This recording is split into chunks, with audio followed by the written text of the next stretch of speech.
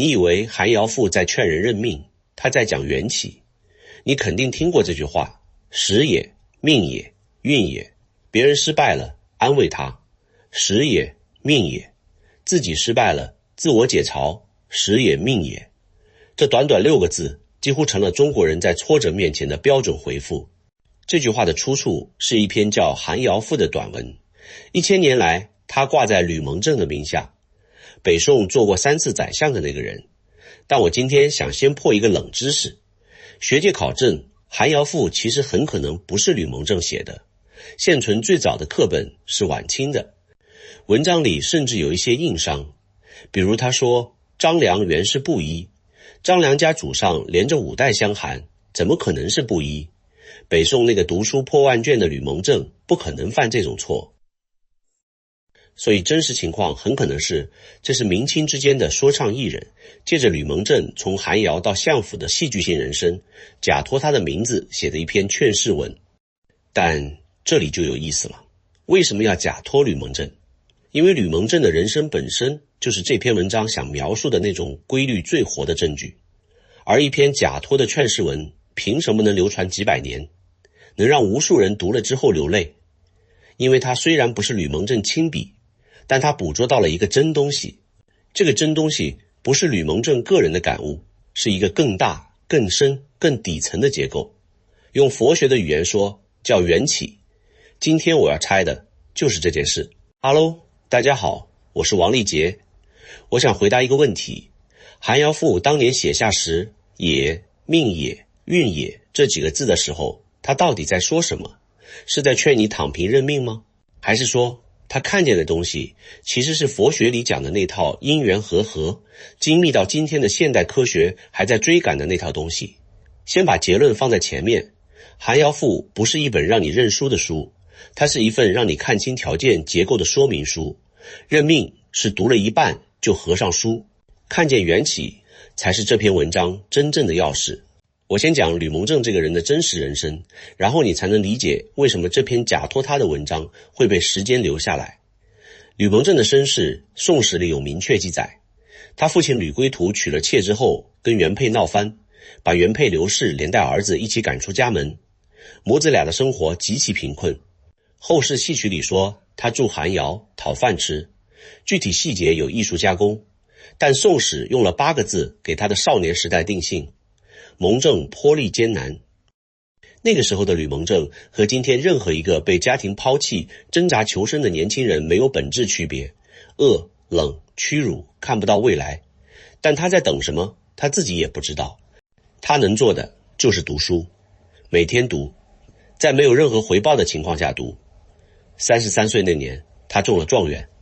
太平兴国2年，宋太宗亲自主持的那一届科举。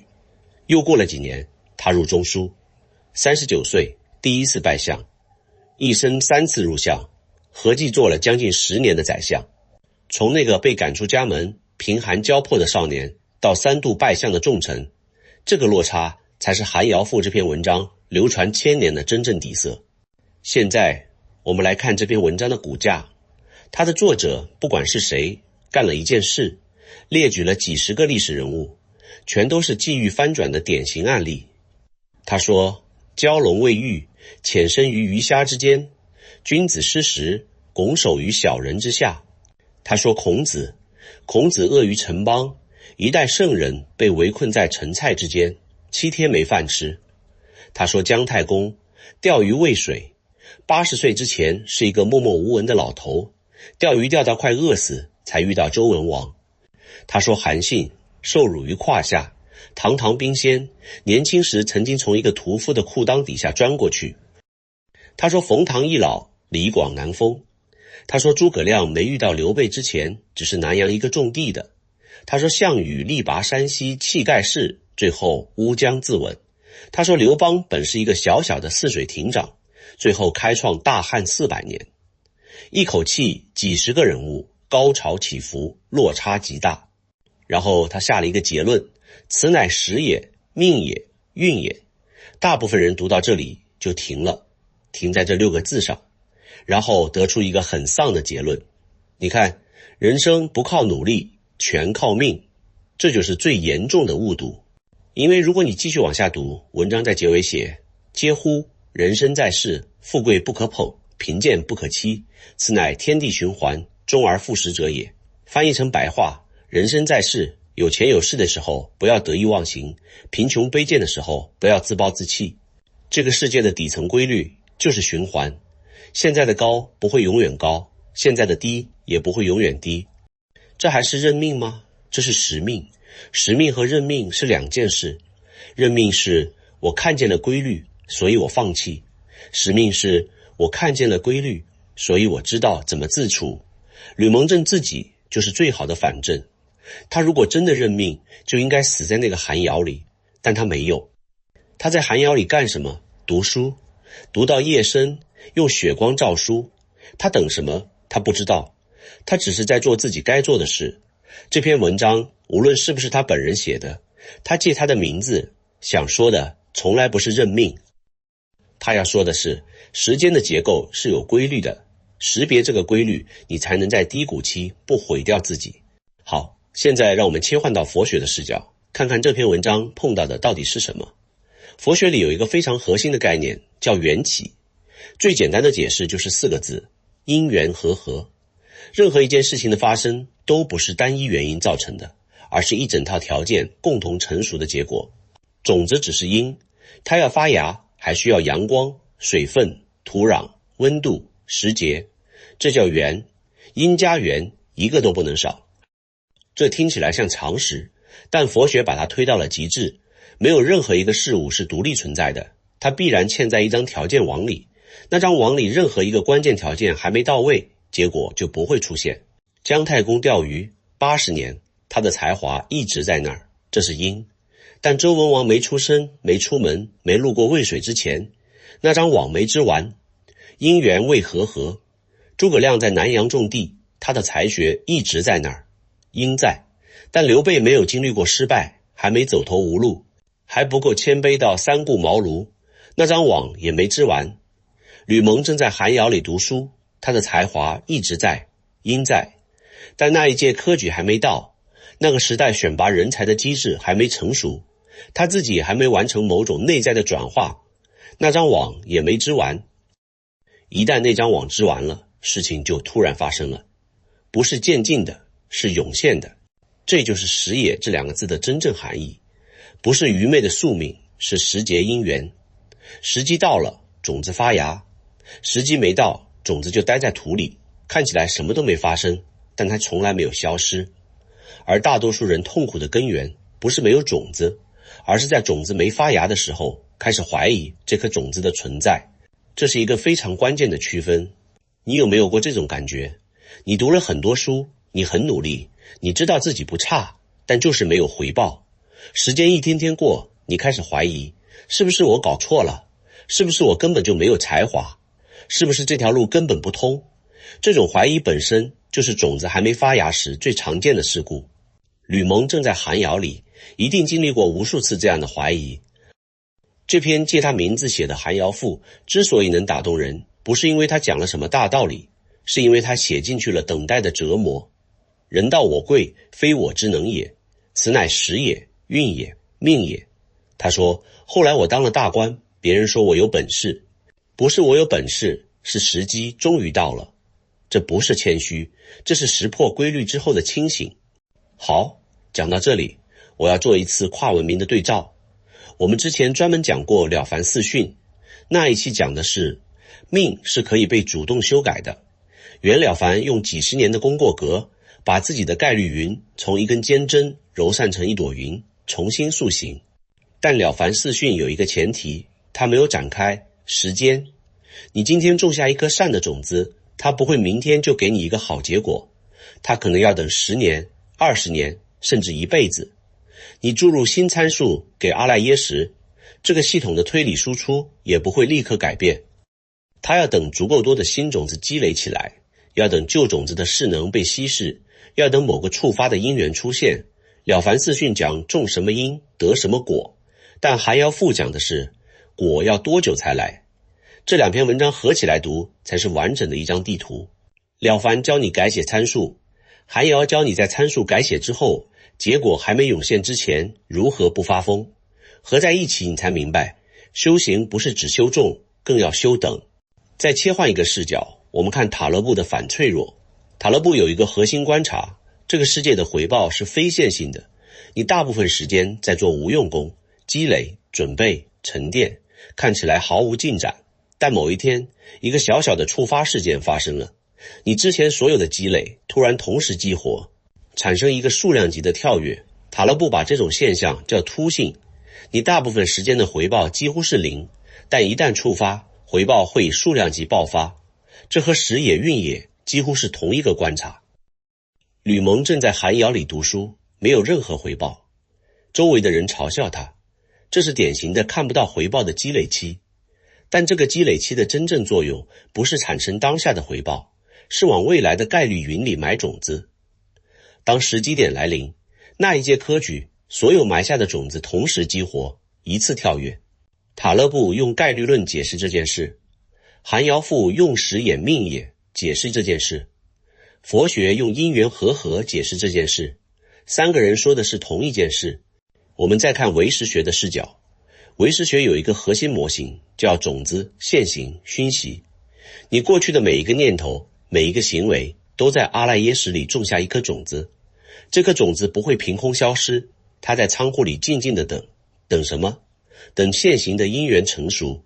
关键是同一颗种子在不同的因缘条件下，可以延迟几年、几十年，甚至几生几世才发芽。而韩尧赋看见的正是这一点。有些人的种子很快就发芽了，有些人的种子要等很久。这不是种子的问题，是因缘的问题。他写文章不是告诉你认命，是告诉你种子有没有，自己心里清楚。时候到了没有，不是你能控制的。你能控制的是这两件事之间你如何自处。这个自处才是韩尧赋真正的主题。好，现在讲更实用的部分。如果你读懂了这篇文章的缘起结构，你在低谷期应该做什么？我提炼3件事。第一件事，守护种子。在等待期最容易发生的事情是你自己毁掉你的种子。怎么毁？怀疑自己，放弃努力，自我打击，转向麻醉。你一旦开始觉得自己是个废物，一旦开始用酒精、刷短视频、无效社交麻醉自己，你实际上是在自己吃掉自己的种子。吕蒙正在寒窑里做的事情是什么？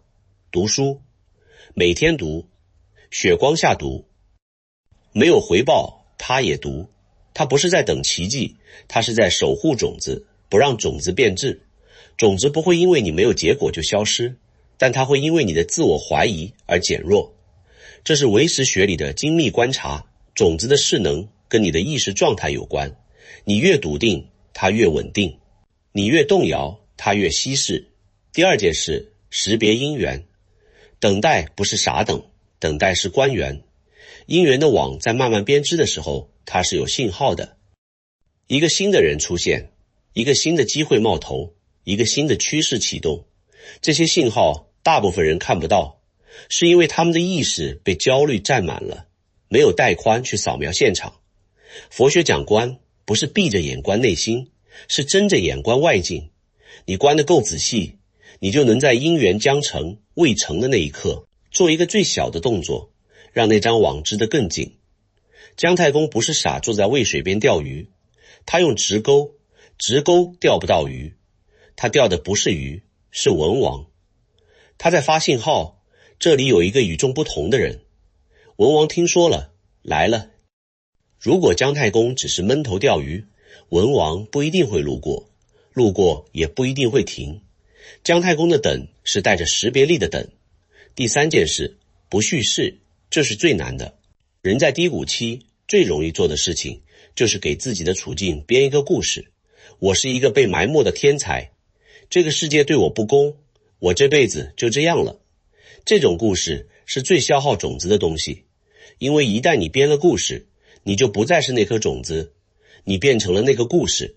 故事会自我强化，把你锁在一个局部最优里。寒窑赋里有一个惊人的东西，作者写完那些际遇之后，没有任何自怜，没有任何控诉，他只是陈述时也、命也、运也这6个字是一个极其平静的观察，不带情绪。这种不叙事的能力在佛学里叫如实观，不加叙述，不加评价，不加自我包装，只是看见正在发生什么。你可以观察自己，当你开始用我是一个怎样的人来描述自己的时候，你就已经在叙事了。当你开始反复对别人讲我这辈子如何如何的时候，你就在用叙事稀释种子。真正的修行是把那个叙事者关小声，不是关掉你这个人，是关掉那个不停给你讲你是谁的旁白。旁白一关，你才第一次看见自己其实是一颗种子，不是一个故事。如实观的人，种子反而最稳定。好，我知道你可能想问一个问题，那吕蒙正难道完全没有主动做什么吗？他只是等吗？当然不是，他做了3件事：读书，守护自己的内在状态，在母亲面前尽孝。这3件事都不能直接让他成为宰相，但这3件事是他能控制的。寒窑赋最深的一层是这个：人能做的事情永远是有限的，真正能改变命运的往往是那些你控制不了的变量，但你控制得了的那些变量决定了当不可控变量到来时，你是准备好的还是崩溃的。这就是斯多葛派讲的空二分法，这就是道家讲的无为而无不为，这就是佛学讲的尽人事听天命的真正内核。不是让你认命，是让你清晰地分清你能做的和你做不了的，做好能做的，不纠结做不了的。1000年前，一个不知名的作者借着一个从寒窑爬出来的宰相的名字，写下一篇不到800字的短文。他没有用一句佛学术语，但他写的每一句话都是缘起的白话版。他看到的是，世界不是一台确定的机器，它是一张持续编织的因缘网。你是网上的一个节点，你能决定自己这个节点的状态，但你不能决定整张网什么时候完成。你能做的是让自己这个节点在整张网完成的那一刻处于最好的准备状态。所以他列出的那些历史人物，不是在说你看这些人多惨多戏剧，他是在说这就是时间的结构，这就是因缘的结构，这就是每一个有种子的人都要经历的漫长的潜伏，然后一次涌现。理解了这个结构，你再读寒窑赋，你会觉得它不丧，反而很安静，很有力量。最后，我想留一个问题给你，你身上此刻是不是有一颗正在等待的种子？它可能已经埋了5年、10年，甚至更久。你偶尔会怀疑它是不是早就烂了。寒窑赋给你的答案是，你只需要回答一个问题：你现在这个节点准备好了吗？如果准备好了，网什么时候织完是网的事情，不是你的事情。如果没准备好，网就算今天织完，你也接不住。欢迎在评论区告诉我，你身上那颗等待的种子是什么？也欢迎告诉我，你怎么看时也、命也、运也这6个字？你觉得它是在认命，还是在识命？我是王立杰，我们下期见。